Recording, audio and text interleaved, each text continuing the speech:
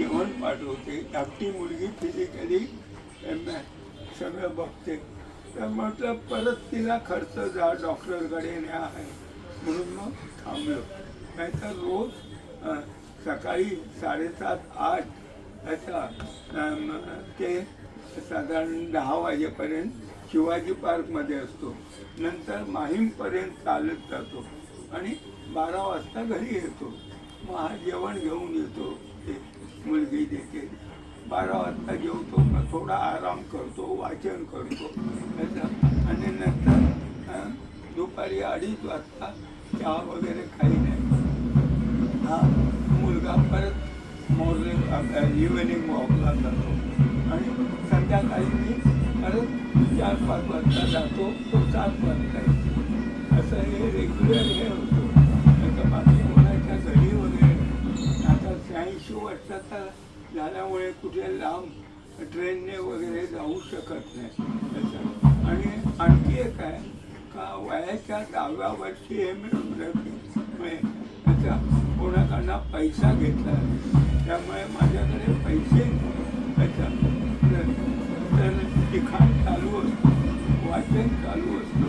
पण गेले 2 वर्ष ती गेल्यापासून घरी कोणी येत नाही म्हणून शिवाजी पार्कला बसत होतो 1 तासभर पुस्तकं घेऊन, नाहीतर नाही. आणि ते बसत आत्ता 10-12 दिवस बसत होतो, कारण ती पुस्तकं तर ती पुस्तकंही दुकानदार घेत नाही, त्यांना कमिशन लागतं. कारण मी शपथ घेतली होती वयाच्या 10व्या वर्षी, ज्यांनी रक्ताचं थारोळं करून इतिहास घडवला त्यांचा इतिहास सांगायला, दाखवायला, बोलायला, लिहायला पैसा घेतला नाही. असा तर 25 वर्षापूर्वी तो एक मुलगा भारावून गेला. बाकी कोणी छापत नव्हतं, दिवाळी अंक किंवा वर्तमानपत्र माझं लिखाण कोणी छापत नव्हतं, कोणी ऐकतही नव्हतं. काढा ठेवतो चहाच्या पाठीला जरा गरम. तर त्याच्यामुळे जो ती पुस्तकं छापून देत होता त्याचा इन्व्हेस्टमेंट करत त्याचे पैसे अडकले आणि त्यांना तो नाराज झाला. आता 3 गोष्टींमुळे समाजामध्ये बिघाड घडतो, एक स्त्री, जमीन आणि पैसा. तर त्याला 1000 पुस्तकं छापावी लागायची. त्याची किंमत जर 50 रुपये, कारण जास्त किंमत ठेवायची नाही म्हटलं 100च्या आत, तर असली तर 50,000 त्याच्या अडकून राहायची. आणि तो तसा काही मोठा नव्हता, त्याचा इच्छुक होतो. तर अशा प्रकारे जरा मानसिक हेही झालं. आणि 1000 किल्ल्यांचं डॉक्युमेंटेशन माझ्याकडे होतं. 100 पुस्तकं लिहिली. गरम आहे का? हो गरम आहे, बरेचसे गरम काढा. त्याच्यामुळे पुस्तकं घेऊन बसत होतो, नाही तर बसत नव्हतो. पूर्वी 10 फेऱ्या मारायचो. आता जेवणाचा हाल असल्यामुळे 1-2 फेऱ्या मारून आत्ता 8-10 दिवस बसायला लागलो तिथे अशी मांडून पुस्तकं. त्यामुळं बघून विचारायला लागले. पण त्याच्यातही जरा मतभेद झाले. सांगतो, शिवाजी पार्कला तिथे तो पुतळा उभारलाय, तो असा पायात जोडे घालून. तर तिथे बोलताना मी म्हणालो का हिंदू पद पाचशेच्या सिंहासनावर महाराज जोडे घालून बसणार, कोणीतरी त्याचे पाय तोडले.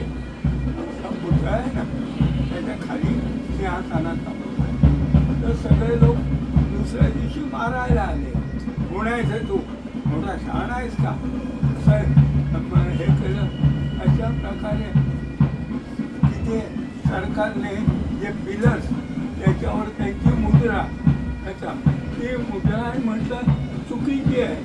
त्याचा तर शहाणा आहेस का, सरकारने हे केलं. तर असे आरोप व्हायला लागले. पुस्तक लिहिलं राजाभिषेक त्यांचा, तर ते सरकारने ऑब्जेक्शन घेतलं. हे राजाभिषेक काय, राज्याभिषेक. म्हटलं अभिषेक महाराजांना झाला, राज्याला, रायगडला, महाराष्ट्राला नाही.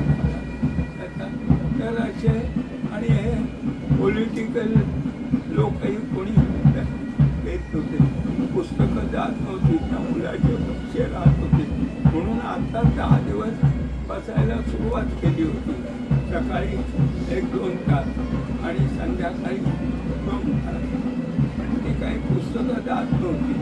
आणि आता 86 वय ती खांद्यावर घेऊन इतकं ओझं तिथे जाणंही शक्य नव्हतं.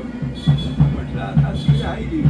ती 100 पुस्तकं लिहिली होती, 50 त्याला दिली होती, 40 त्याने छापली. पण ती त्याच्याकडे पडून राहिली त्याच्या गोडाऊनमध्ये. मग काय कळलं? म्हणून हा शेवटचा प्रयत्न होता. शाळेमध्ये गेलो तर ते लोक घेईनात, दुकानात गेलो ते लोक घेईनात. त्या ज्या लिहिल्या जाती जमातीचे ऑफिसेस आहेत ते म्हणाले आम्हाला नको, लायब्ररीला म्हणाला आम्हाला नको. त्याचं किंमत काय? त्याच्या 40 रुपये, 50 रुपये, 60, 70, 80, 90, 100 त्याच्यावरती त्याचा 200 पानात पुस्तकं 100 रुपयाला. आणि काही रिस्पॉन्स मिळतच नव्हता. आज काय झालं, जो जात होतो तर आज सकाळी कपडे केले आणि थंडीचे दिवस होते, खाली उतरलो तर पाऊस पडायला लागला. त्याचा पाऊस तर म्हटलं बरंच भिजलो तर येईल म्हटलं त्याच्यावर. आणि घरात आम्ही दोघंच असतो. ती मोठी मुलगी तिकडे गोरेगावला राहते, ती जेवण पाठवते. धाकटी ती शिक्षिका आहे, ती साने गुरुजीमध्ये. आणि ती काही सांगतो तिला, बरं मी काय फोन, घड्याळ, काही टी व्ही नाही, काही वापरत नाही, काही वाचतच बसतो. आणि असा काहीतरी एकटाच विचार करत असतो. असे तुम्ही कोणी ऐकायला आले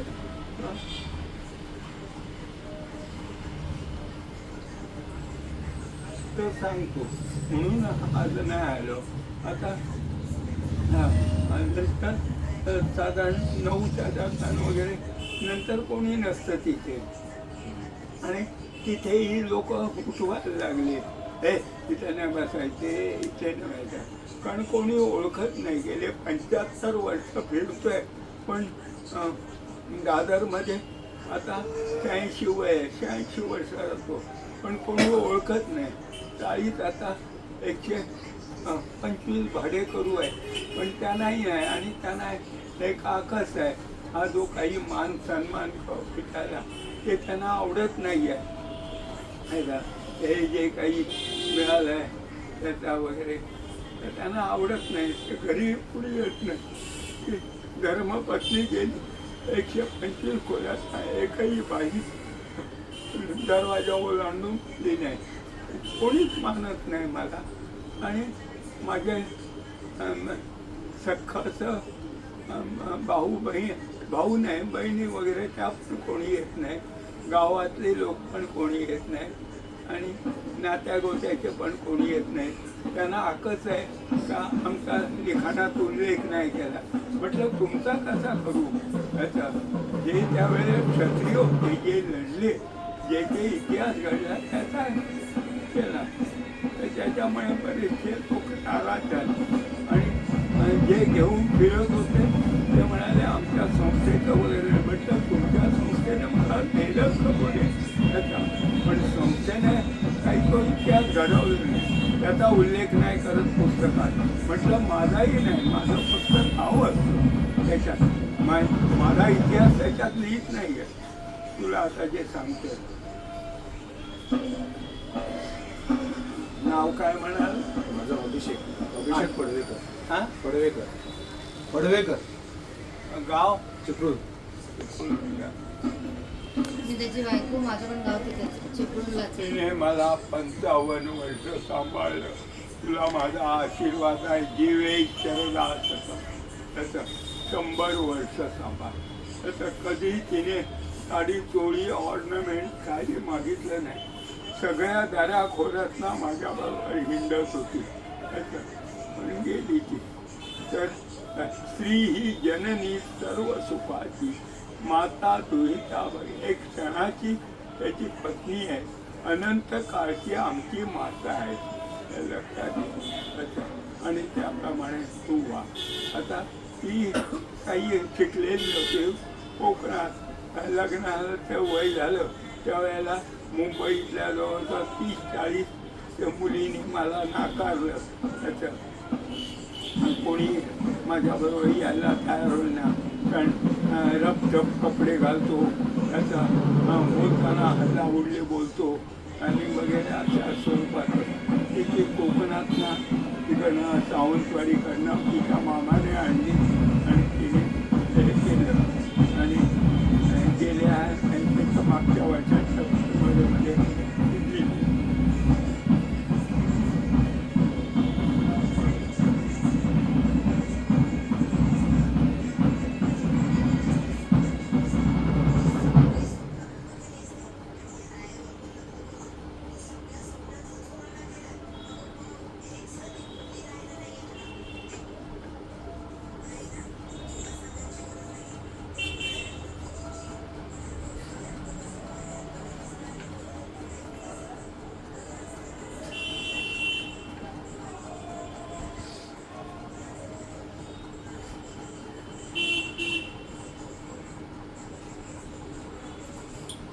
आणि तिथे असं काही बघून बोललो का ते लोक हाकलवतात. आता मला सांग, शिवाजी उद्यान हे प्ले ग्राउंड आहे, तर तुम्ही काय करताय? मेमोरियल तिथे हे बांधताय ऑफिसेस आणि आतमध्ये काय बाजार भरवताय. काय सगळीकडे तेच चाललंय. आता दादरमध्ये 35 मराठा मंडळ आहेत किंवा मंडळ आहेत, पण व्याख्यानं वगैरे काही नाही. गणपती आहेत ते ठेवतात, पण नुसताच आरडाओरड असतो. आता ही संस्था आम्ही दुर्ग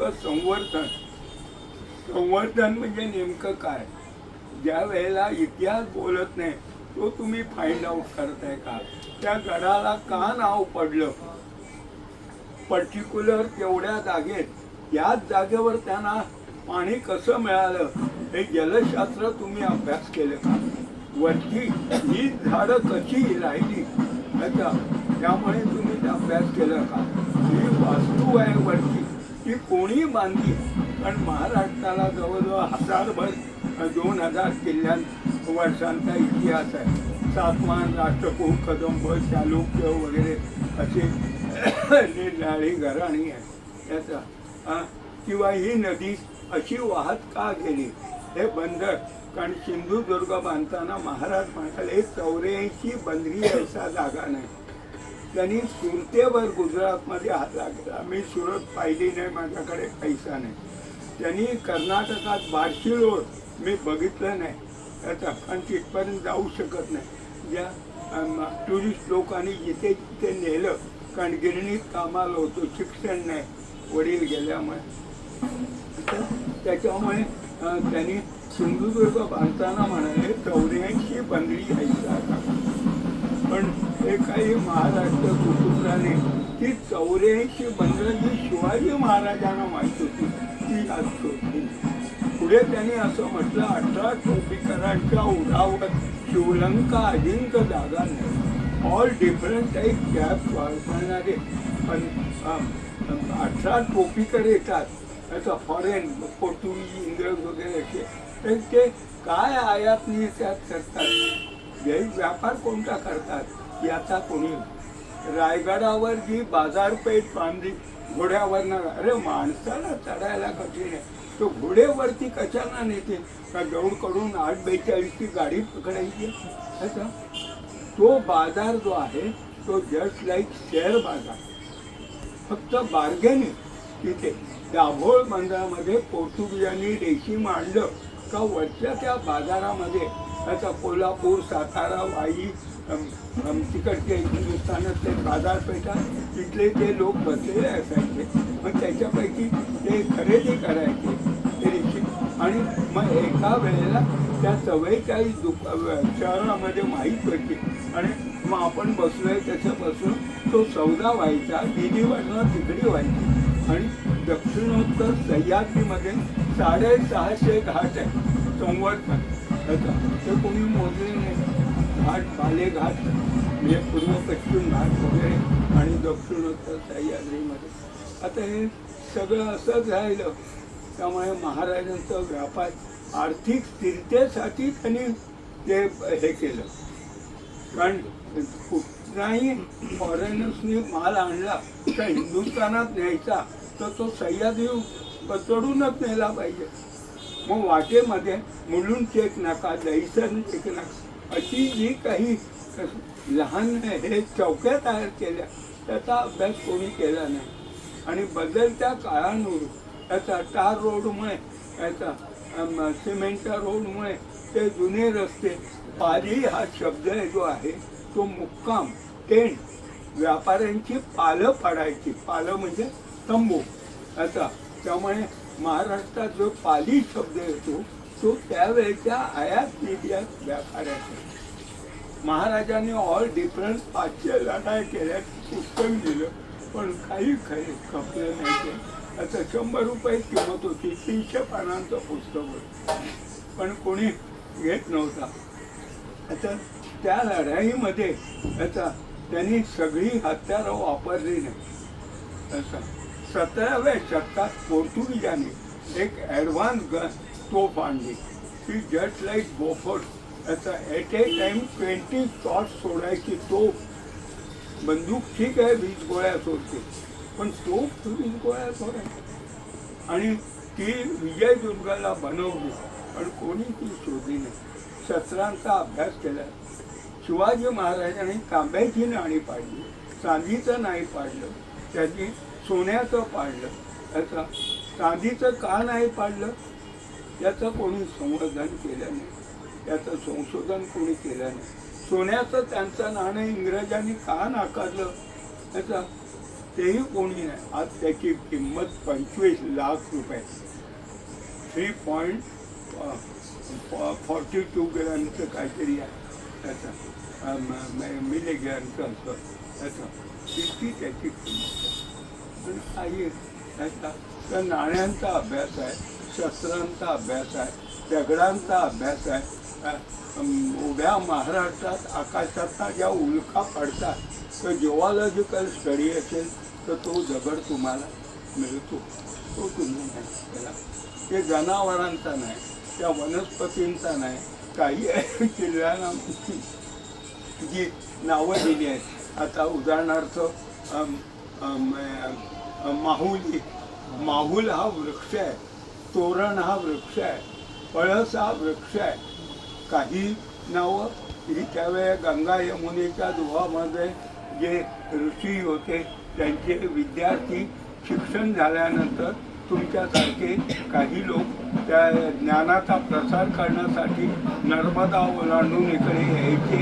आणि त्यांनी बघितलं इथला भाग मागासलेला आहे तर ते डोंगरावर एक पाण्याची गुहा आणि एक पाण्याचं टाकं खोदून जायचे. परंतु त्यांनी तुमच्या आमच्यावर उपकार केले. त्या डोंगराच्या शिखराला आपल्या गुरुचं नाव दिलं. कौंडिण्य ऋषीचं नाव सांगणारा कौंडाणा, पराशर ऋषींचं नाव सांगणारा पन्हाळा, अश्वलायन ऋषींचं नाव सांगणारा अस्वल उर्फ पल्लीचा किल्ला उर्फ सज्जनगड, वशिष्ठांचं नाव सांगणारा वासोटा. अभ्यास व्हायला पाहिजे याचा. नो मॅन कॅन सर्व. एकटा माणूस माझ्यासारखा करू. माझ्याकडे शिक्षण नव्हतं, गिरणीमधली नोकरी 80मध्ये गेली. त्यामुळे जीवनाची बाजू हरत गेलो होतो. फक्त ते लिखाण चालू होतं. तेही कोणी जनमानसापर्यंत दिवाळी अंक वगैरे तू फोटो नाही. अरे माझ्याकडे गाड्या घ्यायला माझ्याकडे पैसा नाही. 4 बहिणी होत्या, त्यांना लहानाचं मोठं करायचो आणि त्यांची लग्न वगैरे म्हणजे मिलमध्ये काही जास्त असणार. आणि लाखो लोकांनी केलं पण त्यांच्याकडनं पैसा घेतला नाही. पण काय करणार असं झालं. तर तुम्ही ज्यावेळेस संवर्धन म्हणता त्यावेळेस ते पाण्याचं टाकं साफ करताना त्याचं चाळण घ्यायची, त्याच्यातली माती टाकायची आणि हे करायचं. न जाणो एखादा डायमंड मिळेल, न जाणो एखादी मूर्ती मिळेल, न जाणो एखादं कॉइन मिळेल, एखादा स्त्रीचा काहीतरी ऑर्नमेंट मिळेल, काहीतरी इतिहासाचं माध्यम मिळेल आणि आपल्या लक्षात येईल का त्या काळात हे राजस्थानवरनं तिथे तो कोणीतरी आला ते अशा स्वरूपाचं त्याचा तोफांच्या गोळ्यांचा, बंदुकांचा, तोफांचा, त्याचा तरबारींचा, वगैरे शस्त्रांचा, भाल्यांचा अभ्यास व्हायला पाहिजे पण नाही. आणि ज्यांना हे ज्ञान दिलं ते बाजारातनं ते रॉ मटेरियल, हत्यारं वगैरे गोळा करून आणि गोळा करून प्रदर्शनं भरवतात आणि पैसे कमवतात. तिथे कोणीच येत नाही. तिथे ऑल इंडिया न्यूमिस्मॅटिक नाण्यांवर माझे ऑथॉरिटी आहे, माझा सत्कार झाला. पण माझ्याकडे नाणी नाही, माझ्याकडे शस्त्र नाही, त्याचा माझ्याकडे दगड नाही, माझ्याकडे काहीच नाही. तर जे काही दिलं होतं ते 40 पुस्तकांपैकी जवळजवळ 15-20 पुस्तकं त्याच्याकडे शिल्लक होती आणि तो जरा यायचा कमी झाला. मला संशय, म्हटलं आता 86 वय आहे, ती गेली, कदाचित मलाही जावं लागेल आणि मग हे छापणार कोण, म्हणून मग ती घेऊन बसायला लागलो. त्याचं बसत नव्हतो, त्याचं बसत नव्हतं. आता घेण्यासाठी पुस्तकं नाही आहेत. आहे त्यांच्याकडे. बाबा, हे बाबा, बाबा ते पुस्तकांचं बंडल टेबल आणून दे. बरं, तुमचा काही प्रश्न? आमचे म्हणजे मोठ्याने बोल. प्रतिष्ठानमध्ये आहेत ना, आपण तुमची पुस्तकं लहान लहान मुलांपर्यंत, जिल्हा परिषद लेवलची जी मुलं आहेत त्यांच्यापर्यंत पोहोचवण्याचा आपला प्रयत्न आहे. म्हणून मी तुम्हाला भेटायला आलो. तुमची आधी पुस्तकं मी घेतली होती. आपल्या छत्रपती शिवाजी महाराज आर्ट फेस्टिवलमध्ये आपली भेट झाली होती. त्यावेळी मी तुमचं सगळं पैसे घेतला होता. त्यामुळे ते बंडल घे तिकडचं, ते पूस पाहिजे, पूस ते.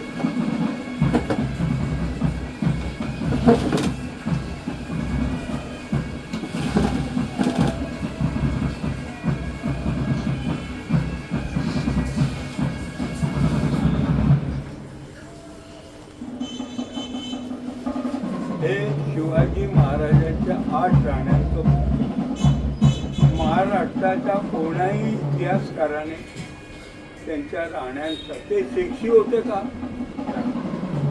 ते एका तरी राणीला बरोबर घेऊन दक्षिण इंडियाला गेले, आग्र्याला गेले, कुठे टूरवर गेले. त्यांना 8 राण्यांना 2 मुलगे, 6 मुली, 6 जावई, 6 सुना असा त्याचा इतिहास आहे. कोणत्या कोणत्या घराण्यात हे 10व्या वर्षी एक मुलगा उत्तरेत ना, कवी भूषण म्हणून, तो दक्षिणेमध्ये आला आणि तो रायगडवर जाऊन त्याचा तिथे त्याने महाराजांचं ते काव्य म्हटलं, इंद्रजिमी जिंब परो वाढव असो वीर. महाराज त्याचे हे नव्हते, अरे वा माझ्याचे, तर तुला त्याला काही मानधन दिलं. तो गेला, परत तो आला नाही. 100 वर्षांनी आला. त्याने ते काव्य पुरं केलं. हा लोहगड त्याला खूप इतिहास आहे. त्या गुजरातांमध्ये 3 समाज आहेत. एक दिगंबर, श्वेतांबर, स्थानकवासी. त्याच्यापैकी दिगंबर समाजाचा जो फाउंडर आहे तो कलकत्त्यावरनं इथे आला आणि त्याने इथे कसा प्रसार केला. त्याचं ठाणं, कोल्हापूर, खारेपाटण ही राजधानी होती असं. आणि त्याला नंतर शिलाहार नाव मिळालं, शेलार असं. तर ती कथा आहे. ज्या वेळेला इतिहास बोलत नाही त्यावेळेला तिच्या आईची दात्यावरची ओवी तर ते गाणं बोलतं. लग्नातली गाणी बोलतात. इतरही भजनं वगैरे त्या फोक टेल्सवर त्याचा कुठेतरी अंश असतो आणि तो मेंढा उठायला. तर त्याच्या प्रकारे ही भवानी तरवा एका मिनिस्टरने सांगितले की लंडन नाही, ती लंडनला नाही. महाराजांचं निधन झाल्यानंतर त्यांच्या मंदिरात ती ठेवली. ती कुठनं आली? फ्रान्समधनं जिनेवा. मी काही फ्रान्सही बघितलं नाही, जिनेवा त्याचं. आणि तिचं जे पातळ आहे ते हिंदुस्थानामध्ये जे लोखंड होतं त्याच्यापेक्षा ते पातळ सरस, त्यामुळे तिकडनं ती आयात व्हायची. तोफा, बंदुका, तरवारीची पातळ. हे आपण गडावर जातो, पण रायगडच्या परिसरात तुम्ही फिरला तर तिथे जी नदी आहे त्या नदीला लागून सह्याद्री आहे. त्यांचे 16 घाट आहे रायगडकडे यायला. त्या घाटांना नाव आहे, तर त्यांनाही इतिहास आहे. त्या नदीच्या काठावरही इतिहास आहे. औरंगजेबाने जेव्हा रायगड घेतला त्यावेळेला तिथली शिवपिंडी जगदीश्वर हा मराठ्यांनी उचकटून इथे नेला.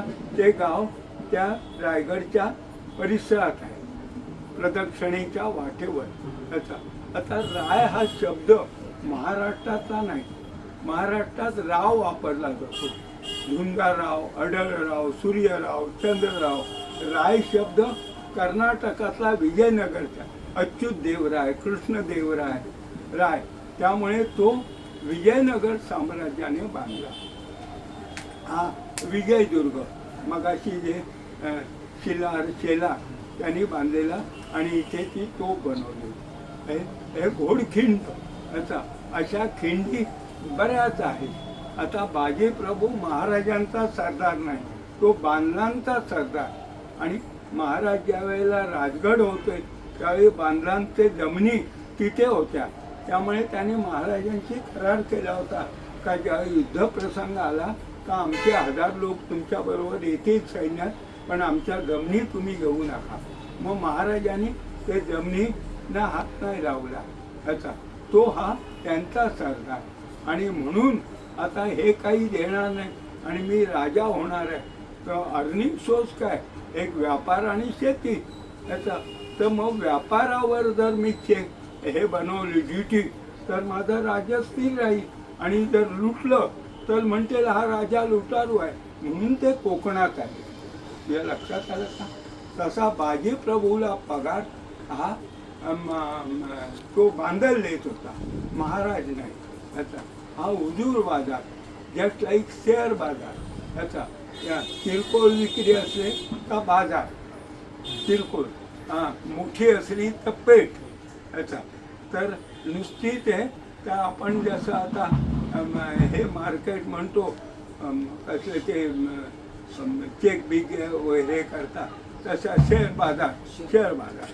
हा सिंहगड हा 10व्या शतकामध्ये एक मल्ल नावाचा राजवंश वाईच्या परिसरात आला उत्तरेतनं. त्याच्यावर खंडोबाने हल्ला केला. एक लक्षात ठेवायचं, दैवतांचा अभ्यास करताना बा येतो त्यावेळेला ते त्यांचे 4 फादर त्या घराणे खंडोबा, ज्योतिबा, बिरोबा, मसोबा वगैरे बा आला का तसा खंडोबा त्या समाजाचा. त्याने त्या मल्ल राजवंशात तर ते कोकणात पळाले मल्ल लोक. तर त्याचे लोक म्हणाले ते पळत आहे ते असुर आहे, राक्षस आहे, मल्ल असुर, त्यामुळे यांना माणूसरे आठवण असं नावाचा उल्लेख सापडतो. आता त्यांचं राज्य तिथे होतं. तोरण्यावर जो किल्लेदार होता तो झुंजार मल्ल, रोहिड्यावर जो होता त्याचा तो रोहिड मल्ल. अशा प्रकारचं आपल्याला तिथे पुरावे मिळतात. पण ती दृष्टी तुम्हाला घेतली पाहिजे. हा सिंधुदुर्ग याचं बांधकाम वगैरे जे काही आहे ते पुस्तक पण त्या लोकांनी फेकून दिलं. तिथे त्यांनी शिवाजी महाराजांचा पुतळा बसवला, पण ते शिवाजी महाराज ते नाही, ते ताराबाईचा मुलगा आहे.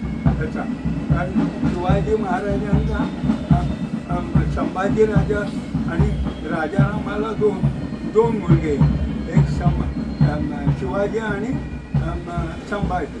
तर तो जो ताराबाईचा मुलगा आहे तो त्याचा पुतळा आहे.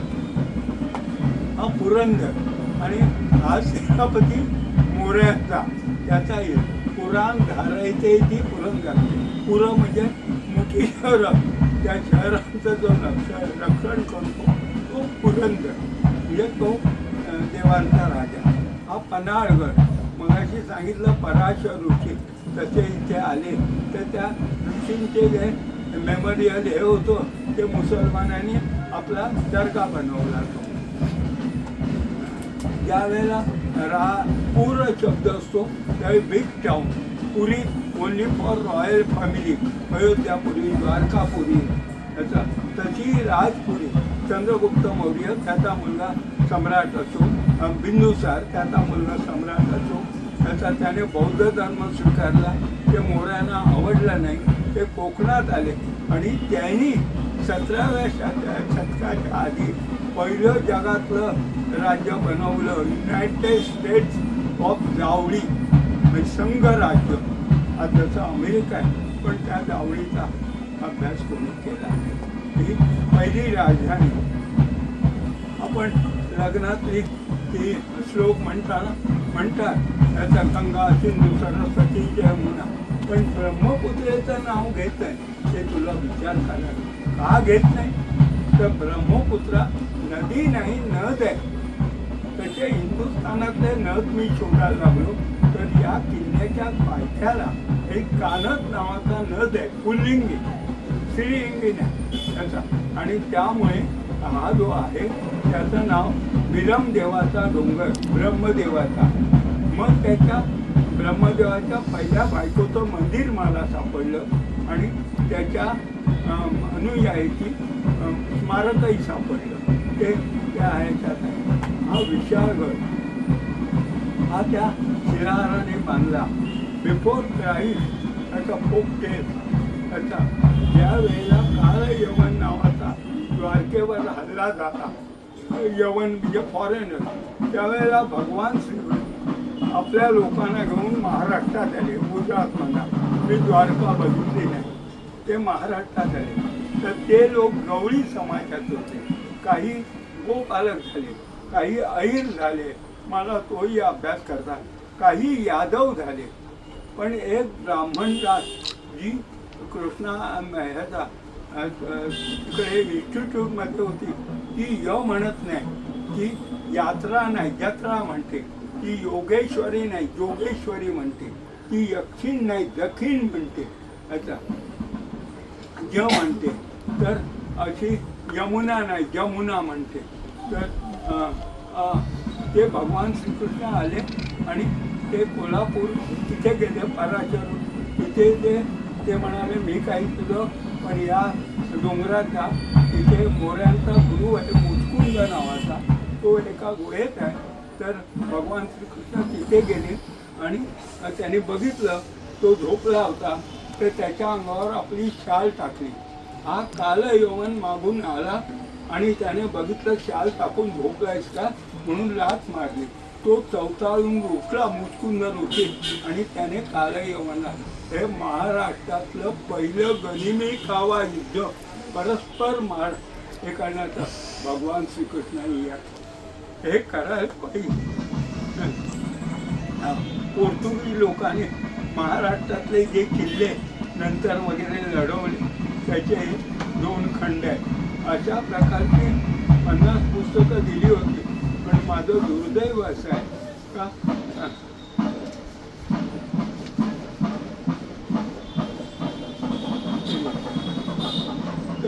त्याची दहाही छापायची राहिली म्हणून तिथे बसत होतो. यातले 17 पुस्तकं 16-17 आहेत. तर ती कोणी घेत नव्हतं. सकाळी कोणी घेत नव्हतं, येऊन बोलत होते, विचारत होते, पण कोणी घेऊ न घेऊ त्याच्यावर माझं पोट नव्हतं. कारण वस्तीभर पोटाची खळगी मुलगी भरत होती, बाकी कसली कपड्या बिपड्यांचं काही हे नव्हतं त्याचा. आणि काही खाऊन दिवस काढत होतो त्याचा. तर असं कोणी विचारलं तर त्यांच्याकडनं कोणाकडनं अशा पिशे वगैरे नाही मागितले हे पुस्तकं. पण ही अशी जास्त घेऊन जाऊ शकत नव्हतो. कारण आई नाही, पण तिथे कोणीतरी येईल म्हणून ती मुलांनाही वेळ नव्हता असं जीवन. पण तुम्हाला जर काही प्रश्न असतील इतिहासाचे त्याचा, तर त्याची उत्तरं अशा 100 डायऱ्या, हजारो कागदपत्र आणि जवळजवळ याचा हजारो पुस्तकं त्या कपाटांमध्ये आहे. आता सांगितलं तसं मूर्तिशास्त्र, त्याचं युद्धशास्त्र, त्याच्यानंतर नद्या, घाट, बंदरं वगैरे त्याच्या, तर ती तुम्हाला देऊ शकेन. पण हे आता निसर्ग असा, थंडीचे दिवस आले का जरा थंडी लागते आणि गरम, तिला डायबिटीज असल्यामुळे तर मुलाने साखर वगैरे बंद केली की चहाची पात आणि गूळ तो काढा करून देतो. आणि जरा खाण्यापिण्याचेही हाल झाले. पूर्वी 10 चपात्या खात होतो, आता तेवढं मुली ती देऊ शकत नाही. तर त्याच्यामुळे आणि बाकी कपड्यांचं वगैरे मला काही नाही आहे, पैशांचंही नाही. फक्त त्या मुलाचे पैसे गेले नाही तर तो थांबवणार आणि मग ही परत काही येणार नाही. कारण आता 40 छापली होती तर ती जेमतेम 17 शिल्लक आहे. बाकी 23 तो आता परत छापेल का नाही माहीत नाही. रायगडचं आहे, राजगडचं आहे, याचं आहे, राजाभिषेकाचं आहे, अशी निरनिराळी पुस्तकं, युद्धांचं आहे, ही यादी दाखवली. आणि बाकीची तिथे आहे, पण आता त्याची भाषा नाही आहे. कोणी हे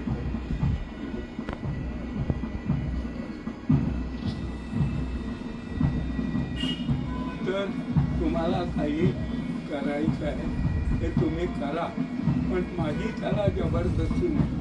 परंतु तुम्ही काहीतरी करा.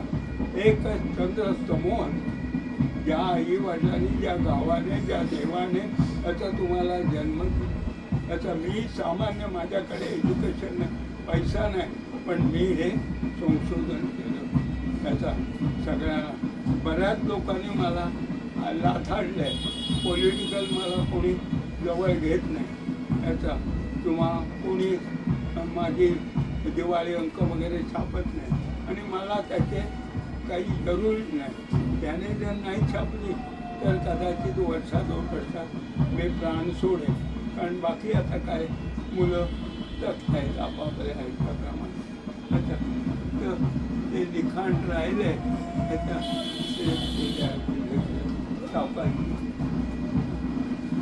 समजा बस ते पण पुस्तकांचे हे ते नाही, हे कागद बांधलेले आहेत ते बस. त्यात सगळे हे बघ, ते असं लिखाण कागद असे हजारो कागद पडले. ते पण कोपऱ्यात आहे बघ, कशा कसले लिखाण आहे.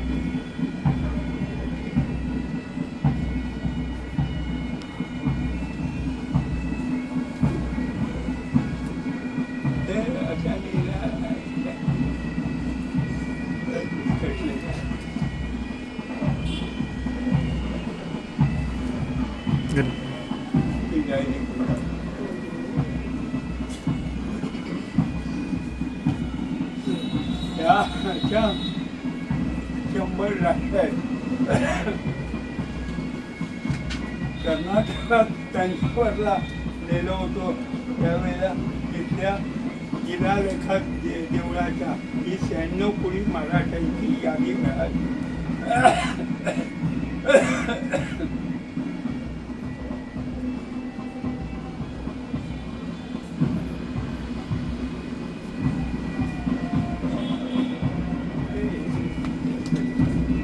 काय अहमदनगर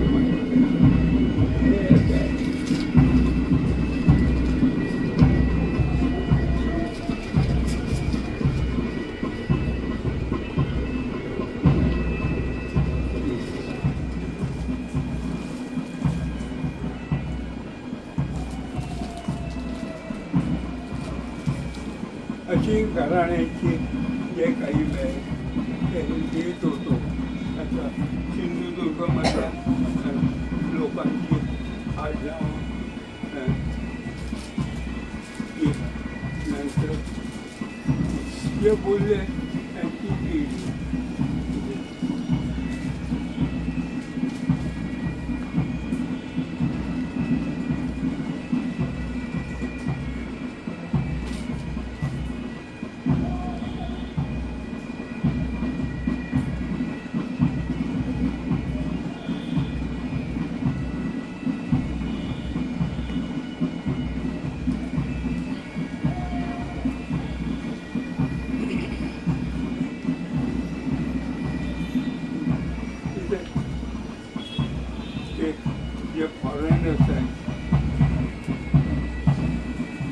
ह्या त्या नद्या, पण काही नाही, ते पुस्तकच फेकून दिलं त्याने.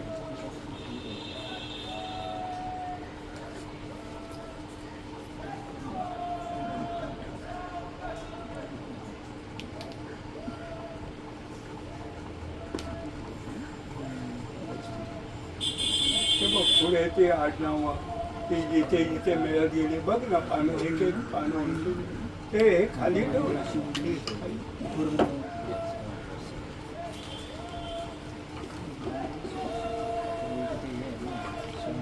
सिंधुदुर्गावर जे पायाचे ठसे आहेत ते सिंधुदुर्ग किल्ल्यावर बोलतात महाराजांचे पायाचे जे ठसे आहेत ते महाराज काय मला सांग, डोळे काढून माझ्या पायाचे ठसे उमटावं सांगतील का? त्याच्यामुळे पुस्तक फेकलं ना, कारण त्यांना काय ते मंदिर उभारून समोर तिजोरी ठेवायची होती आणि त्याच्यात पैसा गोळा करायचा. ते कशाला मानणार? राजारामाचा मुलगा, त्याला दाढी वगैरे आहे नाही आहे त्या मूर्तीला. याला तर खबरदार म्हटलं नाही येत बाबा, ते काही हाताचे आहे ते भीती तीच आहे. आमचं तुम्ही लिहिलं नाही, आमचं तुम्ही लिहिलं नाही. मी लिहिलं ते काय लिहिलंय डॉक्युमेंटेशन. पायाचे ठसे महाराज मग रायगडवर का नाही त्यांनी उपटवले, तिथे का नाही आपली मूर्ती बसवली? त्यांना काही हौस होती आपलं मेमोरियल उभं करायचं. महाराजांचा स्वभाव कर, कुठच्याही गडाला त्यांनी आपलं नाव दिलेलं नाही, आपल्या बायकोचं नाव दिलं नाही, आपल्या मुलाचं नाव दिलं नाही.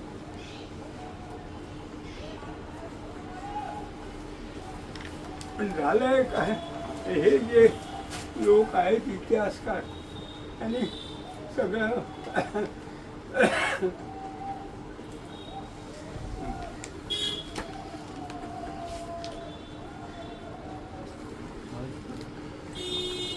ते काही वाचत गेलो ना